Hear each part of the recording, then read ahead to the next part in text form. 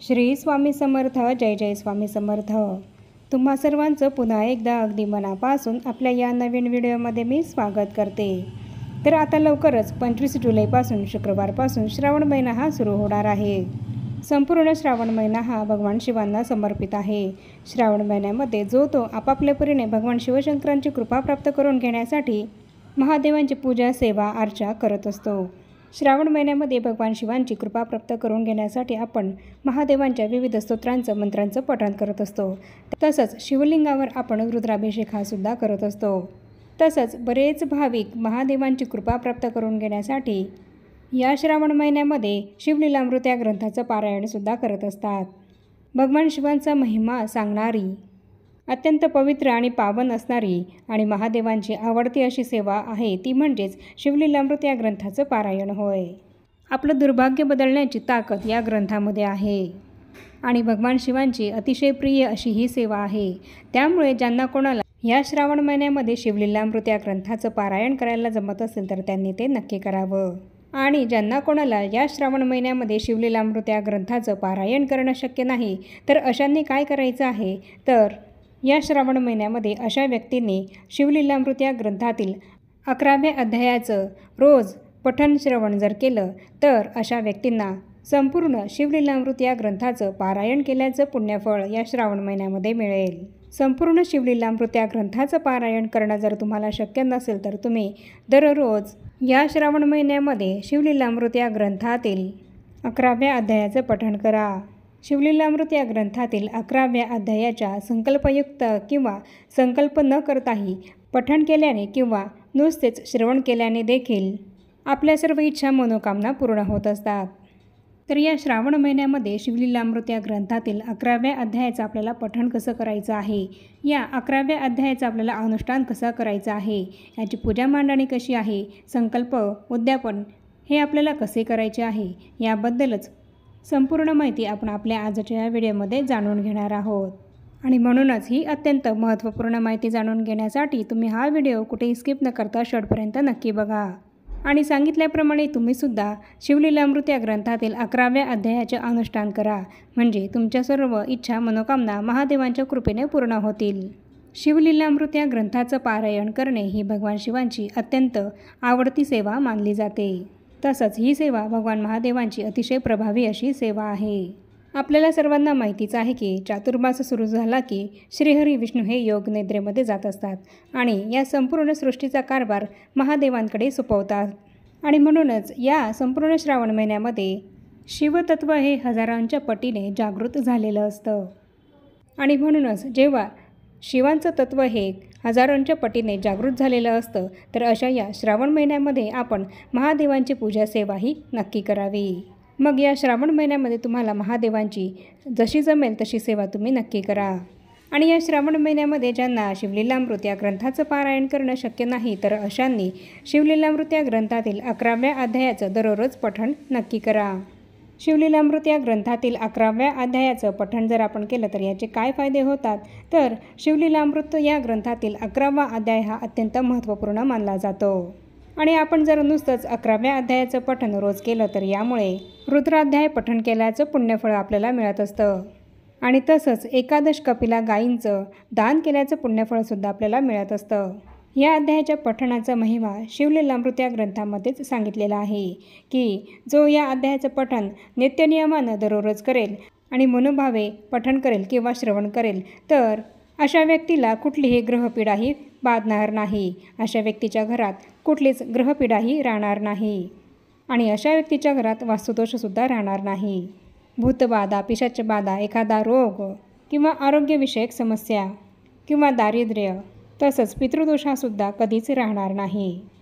अशा व्यक्तीच्या आयुष्यातील सर्व समस्या, संकट, दुःख, दारिद्र्य हे नष्ट होतील आणि त्याच्या सर्व इच्छा मनोकामना पूर्ण होतील. कारण प्रत्यक्ष शिवशंकरांचा आशीर्वाद अशा भक्ताला प्राप्त होत असतो. ज्या घरामध्ये शिवलीलामृत या ग्रंथातील या 11व्या अध्यायाचं पठण होत असतं किंवा श्रवण होत असतं तर अशा घरामध्ये कायम सकारात्मक ऊर्जाही राहते आणि अशा व्यक्तींच्या घरामध्ये कायम आरोग्य नांदतं. कुठलीही शत्रुपीडा अशा लोकांना, अशा व्यक्तींना बाधत नाही. तसंच अकाल मृत्यूचं भयसुद्धा दूर होतं. वाईट शक्तींचा प्रभाव दूर होतो. नजर दोषसुद्धा दूर होतो, तसंच पिशाच्य बाधासुद्धा दूर होते. अपघात, अकस्मात मृत्यू, गंडांतर, योग या सर्व समस्या दूर होतात. या सर्व गोष्टींपासून, या सर्व समस्यांपासून भगवान शिव अशा व्यक्तीच्या संपूर्ण कुटुंबाचं आणि त्या व्यक्तीचं संरक्षण करत असतात. या 11व्या अध्यायाचं पठण करत असताना संकल्प करून आपण आपली इच्छा, मनोकामना भगवान शिवांना सांगायची आहे आणि भगवान शिवांना विनंती करायची आहे की मी या 11व्या अध्यायाचं पठण करणार आहे, तर तेव्हा तुम्ही माझ्याकडनं ही सेवा पूर्ण करून घ्यावी. मग आपली कुठली इच्छा असेल, मनोकामना असेल ती भगवान शिवांना आपण सांगायची आहे आणि ती इच्छा पूर्ण होण्यासाठी आपण आपले कष्ट, मेहनत ही सुद्धा घ्यायची आहे. आपले प्रामाणिक प्रयत्न हे आपण करायचे आहेत आणि बाकी सर्व काही आपण भगवान महादेवांवर सोडून द्यायचं आहे. आणि या 11व्या अध्यायाचं पठण आपण पूर्ण मनोभावे करायचं आहे आणि नियमित करायचं आहे. आपली इच्छा भगवान महादेवांच्या कृपेने नक्कीच पूर्ण होईल. तुम्ही या 11व्या अध्यायाचं पठण संकल्प न करतासुद्धा करू शकतात. आपल्याकडनं जसं होईल तसं या अध्यायाचं पठण आपण श्रावण महिन्यामध्ये करायचं आहे. आणि या 11व्या अध्यायाचं अनुष्ठान कोणीही करू शकतं, स्त्री असो किंवा पुरुष असो, कोणीही या अध्यायाचं अनुष्ठान करू शकतो. आणि या श्रावण महिन्यामध्ये आपण कोणत्या दिवशी या सेवेला सुरुवात करायची आहे, तर संपूर्ण श्रावण महिना हा भगवान शिवांना समर्पित आहे आणि श्रावण महिन्यातला प्रत्येक दिवस हा शुभच असतो. महादेवांच्या सेवेसाठी श्रावण महिन्यातला प्रत्येक दिवस हा महत्त्वपूर्ण मानला जातो आणि म्हणून तुम्हाला ज्या दिवशी शक्य होईल त्या दिवसापासून तुम्ही ही सेवा सुरू करा. जर तुम्ही श्रावण सोमवारी या सेवेला सुरुवात केली तर अतिशय उत्तम. नाहीच जमलं श्रावण सोमवारी तर तुम्ही इतर कुठल्याही दिवशी या सेवेला सुरुवात करू शकतात. किंवा मग आता 25 जुलैपासून शुक्रवारपासून श्रावण महिना हा सुरू होणार आहे, तर या दिवसापासून सुद्धा तुम्ही या सेवेला सुरुवात करू शकतात आणि संपूर्ण महिनाभर तुम्हाला हा अध्याय पठण करायचा आहे. आणि या सेवेची पूजा मांडणी कशी करायची, तर ज्या दिवशी तुम्हाला सेवा सुरू करायची असेल तर त्या दिवशी तुम्ही सकाळी लवकर उठायचं आहे आणि स्नान करून घ्यायचं आहे, स्वच्छ कपडे परिधान करायचे आहेत आणि देवघराजवळची जागा स्वच्छ करायची आहे. तिथे तुम्ही एखादा पाट किंवा चौरंग हे ठेवायचं आहे आणि त्या पाटावर किंवा चौरंगावर तुम्हाला शुभ्र पांढरं वस्त्र हे अंथरायचं आहे. आणि ही सेवा करत असताना तुम्हाला सुद्धा स्वतःला पांढरे वस्त्र परिधान करता आले तर ते अवश्य करा. नाहीतर कुठलेही स्वच्छ कपडे तुम्ही परिधान करायचे आहेत, पण काळ्या रंगाचे कपडे ही सेवा करताना परिधान तुम्ही चुकूनही करू नका. आणि त्यानंतर आपल्या देवघरातील देवांसमोर एक शुद्ध गाईच्या तुपाचा दिवा आपल्याला लावायचा आहे आणि आपल्या देवघरातील देवांना नमस्कार करायचा आहे. यानंतर आपल्या देवघरातील गणपती बाप्पांची मूर्ती ही तांब्यामध्ये आपल्याला घ्यायची आहे आणि या गणपती बाप्पांच्या मूर्तीवर आपल्याला पहिले पाण्याने, त्यानंतर पंचामृताने आणि त्यानंतर पुन्हा पाण्याने ओम गणपते नमः असं म्हणत अभिषेक करायचा आहे. आणि यानंतर मूर्ती आपल्याला पुन्हा स्वच्छ पुसून त्या चौरंगावर स्थापित करायची आहे आणि गणपती बाप्पांच्या मूर्तीची हळद, कुंकू, गंधाक्षता अर्पण करून, फूल अर्पण करून पूजा करून घ्यायची आहे. आणि यानंतर आपल्या देवघरामध्ये असलेलं शिवलिंग हे सुद्धा आपल्याला तांब्यामध्ये घ्यायचं आहे आणि या शिवलिंगाला सुद्धा सुरुवातीला पाण्याने, त्यानंतर पंचामृताने आणि त्यानंतर पुन्हा पाण्याने असा अभिषेक आपल्याला करायचा आहे.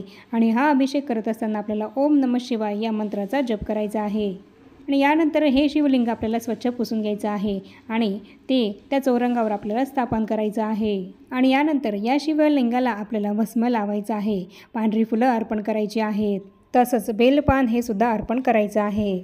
आता हे शिवलिंग तर आपल्या प्रत्येकाच्या देवघरामध्ये असतंच, पण ज्यांच्याकडे शिवलिंग नसेल तर अशांनी काय करायचं आहे, तर अशा वेळेस फक्त भगवान शिवाचं मनोभावे स्मरण करायचं आहे आणि ओम नमः शिवाय या मंत्राचा 108 वेळा जप करायचा आहे आणि त्यानंतर 11व्या अध्यायाच्या पठणाला सुरुवात करायची आहे. आणि जर तुम्हाला संकल्पपूर्वक ही सेवा करायची असेल तर तुम्ही वाचनाला सुरुवात करण्याआधीच हा संकल्प करायचा आहे. संकल्प करताना आपण आपल्या उजव्या हातामध्ये पळीभर पाणी घ्यायचं आहे आणि हळद, कुंकू, अक्षता, फूल घ्यायचं आहे आणि मनामध्ये भगवान शिवांचं स्मरण करायचं आहे. आणि यानंतर आपली जी कुठली मनोकामना असेल ती भगवान शिवाला सांगायची आहे. आणि माझी ही अशी इच्छा पूर्ण होण्यासाठी हे महादेवा, मी शिवलीलामृत या ग्रंथातील 11व्या अध्यायाचं यथाशक्ती पठण करणार आहे.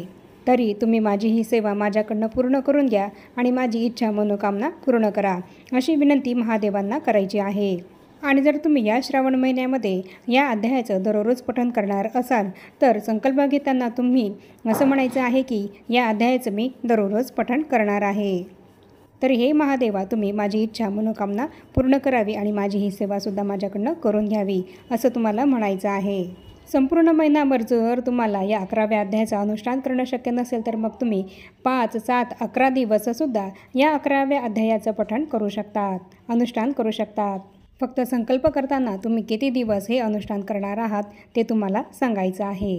आणि अशा पद्धतीने संकल्प घेतल्यानंतर आपण हातामध्ये घेतलेलं पाणी आपल्याला तांबणामध्ये सोडून द्यायचं आहे. आणि त्यानंतर 11व्या अध्यायाला आपल्याला वाचनाला सुरुवात करायची आहे. आणि यासाठी शिवलीलामृत या ग्रंथातील 11वा अध्याय असलेलं एक छोटंसं पुस्तक मिळतं, एक छोटी पोथी मिळते. ती जरी तुमच्याकडे असेल तर तुम्हाला त्या पोथीची हळद, कुंकू, अक्षदा, फुलं अर्पण करून सुरुवातीला पूजा करून घ्यायची आहे. किंवा मग जर तुमच्याकडे शिवलीलामृत हा संपूर्ण ग्रंथ असेल तर या ग्रंथाची, या पोथीची सुद्धा तुम्हाला पूजा करायची आहे. आणि त्यानंतर त्यामधल्या 11व्या अध्यायाच्या वाचनाला तुम्हाला सुरुवात करायची आहे. तर ही जी काही सगळी पूजा मी तुम्हाला सांगितली आहे, तर ही सगळी पूजा तुम्हाला फक्त पहिल्याच दिवशी करायची आहे. आणि संकल्पसुद्धा तुम्हाला पहिल्याच दिवशी करायचा आहे. आणि रोज वाचनाला सुरुवात करण्यापूर्वी फक्त आपल्याला पोथीचं पूजन करायचं आहे. आणि पोथीचं पूजन केल्यानंतर वाचनाला सुरुवात करायची आहे. या श्रावण महिन्यामध्ये या शिवलीलामृत या ग्रंथातील 11व्या अध्यायाचं तुम्ही नियमित दररोज वाचन करा. जितकं जास्तीत जास्त तुम्हाला वाचन करणं शक्य होईल तितकं ते तुम्ही नक्की करा. अगदी श्रावण महिना संपेपर्यंत आपण या अध्यायाचं पठण करायचं आहे. आणि हा श्रावण महिना संपल्यानंतर श्रावण महिन्याच्या शेवटच्या दिवशी आपल्याला या सेवेचं उद्यापन करायचं आहे. आणि या उद्यापनाच्या दिवशी आपण आपल्या घरामध्ये जे शिवलिंग आहे तर त्या शिवलिंगाला रुद्राभिषेक करायचा आहे. किंवा शुद्ध जलाने आपल्याला ओम नमः शिवाय किंवा शिवमहिम्न हे म्हणत अभिषेक करायचा आहे. आणि तसंच भगवान महादेवांचा आवडता पदार्थ हा करायचा आहे. आणि त्याचा नैवेद्य आपल्याला महादेवांना दाखवायचा आहे. मग यामध्ये तुम्ही खिरीचा नैवेद्य दाखवला तरीसुद्धा चालेल. आणि यानंतर महादेवांची आरती करायची आहे. आणि जर तुम्हाला तुमच्या यथाशक्ती एखाद्या सवाष्णीला किंवा एखाद्या जोडप्याला जेवू घालता येत असेल तर तुम्ही तसंसुद्धा केलं तरीसुद्धा चालेल. आणि त्या सवाष्ण स्त्रीची ओटीसुद्धा भरायची आहे. आणि तुमच्या घराजवळ जर एखादं शिवमंदिर असेल तर तिथे शिवमंदिरामध्ये जाऊन तुम्हाला भगवान शिवांचं दर्शन घ्यायचं आहे. आणि शिवमंदिरामध्ये शिवांची पूजा करायची आहे. आणि या शिवमंदिरामध्ये तुम्हाला काही दानधर्म करायचा असेल तर तुम्ही तो यथाशक्ती करू शकतात. किंवा एखाद्या गरजू किंवा गरीब व्यक्तीला तुम्ही अन्नदानसुद्धा केलं तरीसुद्धा चालेल. तर या पद्धतीने या सेवेचं उद्यापन आपल्याला आपल्या यथाशक्ती करायचं आहे. खूप मोठं उद्यापन करण्याची काहीच गरज नाही. आपल्याला जसं शक्य होईल तसं उद्यापन आपण या सेवेचं करायचं आहे. तर अशा पद्धतीने शिवलीलामृत या ग्रंथातील 11व्या अध्यायाचं अनुष्ठान आपल्याला करायचं आहे. आणि या श्रावण महिन्यामध्ये या अध्यायाचं अनुष्ठान केल्यामुळे आपल्याला मनःशांती मिळत असते. आपल्या घरामध्ये सकारात्मकता निर्माण होते. आपल्या घरात शिवकृपेने सुखशांती येते.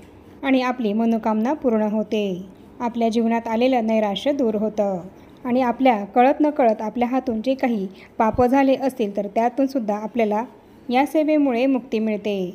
आणि म्हणूनच आपल्यापैकी ज्यांना ज्यांना या शिवलीलामृत ग्रंथातील 11व्या अध्यायाचं अनुष्ठान करणं शक्य होईल तर त्यांनी ते नक्की करावं.